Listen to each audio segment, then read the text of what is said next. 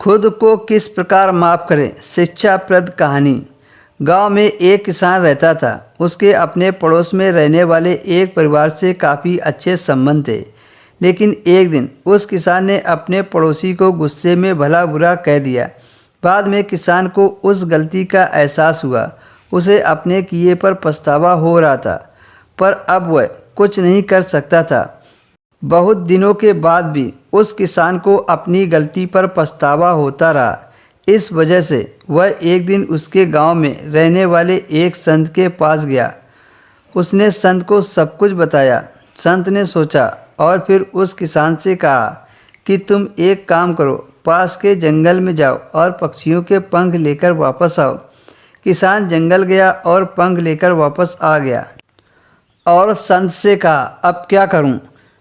संत ने किसान से कहा कि अब तुम हमारे गांव की बस्ती में एक ऊंची हवेली है, उस हवेली की छत पर जाकर इस पंख को हवा में जाने दो।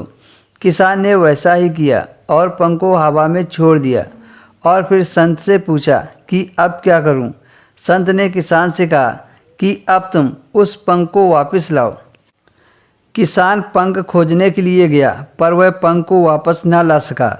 वह निराश होकर वापस संत के पास गया और कहा, संत जी मुझे माफ़ कर दो, मैं पंख वापस न ला सका। संत ने किसान को समझाया और कहा कि जैसे तुम ये पंख नहीं ला सके, वैसे ही तुम अपने बोले हुए शब्द को भी वापस नहीं ला सकते। इसीलिए तुम्हें कुछ बोलने से पहले सोचना चाहिए। किसान ने संत से कहा, तो अब मुझे क्या करना चाहिए जिससे शांति मिले? संत ने कहा कि तुम्हें अपने किए पर पछतावा हो रहा है और तुम्हारा दिल साफ है, इसलिए तुम अब पूरी तरह से अपराध बोध से मुक्त हो गए हो। दोस्तों, हम अपना अपराध इस तरह से भगवान के सामने अगर रख देते हैं और दिल से अपने किए पर पछताते हैं, तो फिर हमें भगवान भी माफ़ कर देते हैं। दोस्तों, वीडियो देखने के लिए धन्यवाद।